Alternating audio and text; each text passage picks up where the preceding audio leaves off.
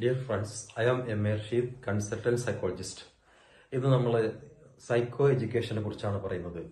It's a valuable approach to improve mental health of a person.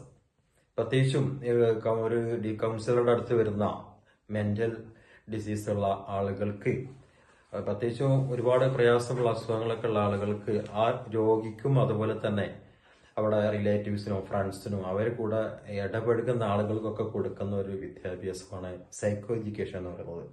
കാരണം ആ ആളുടെ മാനസിക നില എങ്ങനെയാണെന്ന് വെച്ചാൽ അതിനെ അനുസരിച്ച് അയാളോട് എതിർക്കാതെ അയാളെ ആ സ്വന്തമായ അവസ്ഥയിലേക്ക്, നോർമൽ സ്റ്റേറ്റിലേക്ക് കൊണ്ടുവരാൻ വേണ്ടിയിട്ട് സമൂഹത്തിലുള്ള ആളുകളും അതുപോലെ തന്നെ ഫാമിലിയും ഒക്കെ വളരെ റിസ്ക് എടുക്കേണ്ടതുണ്ട്. അവർക്ക് അതിനെക്കുറിച്ചുള്ള ഒരു വിദ്യാഭ്യാസം നൽകുക എന്നുള്ളതാണ് ഇതുകൊണ്ട് ഉദ്ദേശിക്കുന്നത്.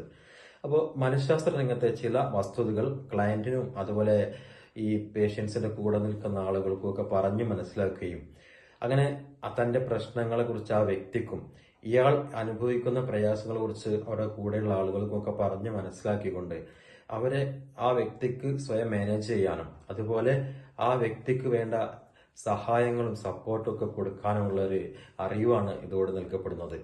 നമുക്കറിയാം, ഓരോ ക്ലയന്റിനും അയാളുമായി ബന്ധപ്പെട്ട അവരുടെ സ്പൗസിന്, അവരുടെ ഫാമിലി മെമ്പേഴ്സിന്, പാരന്റ്സിന്, ചിലപ്പോൾ ഫ്രണ്ട്സിന്, ടീച്ചേഴ്സിനൊക്കെ ഈ സൈക്കോ എഡ്യൂക്കേഷൻ നൽകേണ്ടി വരും. നമുക്കറിയാം എന്താണ് psycho education. Psycho education is an approach that combines psychological education with therapeutic techniques.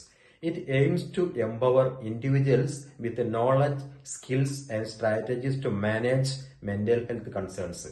മനഃശാസ്ത്ര വിദ്യാഭ്യാസ രംഗത്തെ ചില സാങ്കേതിക വിദ്യകളുമായിട്ട് സംയോജിപ്പിച്ചുകൊണ്ട് ആ രോഗിക്ക് നമ്മൾ കൊടുക്കുന്ന ട്രീറ്റ്മെന്റ് അതുപോലെ ടൂൾസിനെ കുറിച്ച് പരിചയപ്പെടുത്തുകയും അവർക്ക് എന്ത് രൂപത്തിലുള്ള സാഹചര്യമാണ് ആ വ്യക്തിയുടെ ആളുകൾ നൽകേണ്ടത് എന്ന് കൂടി അവരെ പറഞ്ഞ് ബോധ്യപ്പെടുത്തുകയൊക്കെയാണ് ഈ സൈക്കോ എഡ്യൂക്കേഷനിൽ ചെയ്യുന്നത്. അപ്പോൾ നമുക്കറിയാം എന്താണ് മാനസികാരോഗ്യ പ്രശ്നങ്ങൾ കൈകാര്യം ചെയ്യാനുള്ള അറിവ്, അതുപോലെ തന്നെ കഴിവുകൾ, തന്ത്രങ്ങൾ, ഇവയൊക്കെ ഈ വ്യക്തികൾക്ക് ഇതിലൂടെ സാധിക്കുന്നു. അപ്പോൾ അതുകൊണ്ട് നമ്മൾ അതിന്റെ ബെനിഫിറ്റ്സ് എന്താണെന്ന് വെച്ചാൽ അത് understand mental health condition and the treatment. അപ്പൊ ആ രോഗിക്ക് അയാളുടെ മാനസിക അവസ്ഥ ഇന്നതാണ്, അതിന് ഞാൻ എങ്ങനെയൊക്കെ മാനേജ് ചെയ്യണം, ഇതിന്റെ കാരണം എന്താണ് എന്നൊക്കെ പറഞ്ഞ് മനസ്സിലാക്കി കൊടുക്കുകയും ആ രോഗിക്ക് ഒരു ആത്മവിശ്വാസം, സ്വയം കൈകാര്യം ചെയ്യാനുള്ള ഒരു കഴിവൊക്കെ ഉണ്ടാക്കിയെടുക്കുന്നു. അതുപോലെ തന്നെ ഇംപ്രൂവ് റിലേഷൻഷിപ്പ് ടു കമ്മ്യൂണിക്കേഷനുള്ള ആ സാധ്യതകൾ വർദ്ധിപ്പിക്കുന്നു. അയാളുടെ പ്രശ്നങ്ങൾ പറയാനും അയാൾക്ക് അതിനെ മാനേജ് ചെയ്യാനുള്ള കഴിവുണ്ടാക്കിയെടുക്കുന്നു. Develop coping strategies and problems solving skills. ചില പ്രശ്നങ്ങളും പ്രയാസങ്ങളൊക്കെ വരുമ്പോൾ അതിനെ കൈകാര്യം ചെയ്യാനും അതിനോട് ഇടപഴകി അതിനോട് ഇഴുകിച്ചേരാനും അത് പ്രശ്നമല്ലാത്ത രീതിയിൽ മാനേജ് ചെയ്യാനുള്ള കഴിവും പ്രോബ്ലങ്ങൾ പരിഹരിക്കാനുള്ള സ്കില്ലും ഒക്കെ ഇതിലൂടെ ആ വ്യക്തിക്കും അയാളുടെ കൂടെയുള്ളവർക്കും ലഭിക്കുന്നു എന്നുള്ളതാണ്. അതുപോലെ തന്നെ enhance overall wellbeing of A and quality life. ഇത് ഉണ്ടായി കഴിഞ്ഞാൽ എന്തെങ്കിലും അതുപോലുള്ള പാനിക് പോലുള്ള കാര്യങ്ങൾ വരുന്ന സമയത്ത് ആ രോഗിക്ക് മനസ്സിലാകും ഇത് ഒരു പ്രയാസം വരുന്നുണ്ട്, ഈ പ്രയാസം അല്പസമയത്തിനുള്ളിൽ മാറിപ്പോകും, അല്ലെങ്കിൽ ഇത് ഇന്ന കാരണങ്ങൾ കൊണ്ടാണ്, അതിന് ഞാനൊന്ന് മാനേജ് ചെയ്യാൻ എന്നെങ്കിലും സാധിക്കും എന്നുള്ള ആ വിശ്വാസം ഉണ്ടെങ്കിൽ ആ രോഗിക്ക് അവിടെ മാനേജ് ചെയ്തുകൊണ്ട് പൂർവ്വസ്ഥിതിയിലേക്ക് തിരിച്ചു വരാൻ സാധിക്കും. അങ്ങനെ അയാൾക്കുള്ള ജോലികളും അയാളുടെ ജീവിതത്തിലുള്ള കാര്യങ്ങളൊക്കെ കൈകാര്യം ചെയ്യാനുള്ള ഒരു എനർജിയും സെൽഫ് കോൺഫിഡൻസ് ഒക്കെ അത് ലഭിക്കുന്നുണ്ട്. അപ്പോൾ നമുക്കറിയാം നമുക്ക് ആർക്ക് ഏതൊക്കെ മേഖലകളാണ് ഇത് അപ്ലൈ ചെയ്യാൻ പറ്റുക എന്നുള്ളതാണ്. എങ്ങനെയൊക്കെയുള്ള മെന്റൽ ഹെൽത്ത് കണ്ടീഷനുള്ള ആളുകൾക്കാണ് ഇത് അപ്ലൈ ചെയ്യാൻ പറ്റുക. Substance abuse addiction.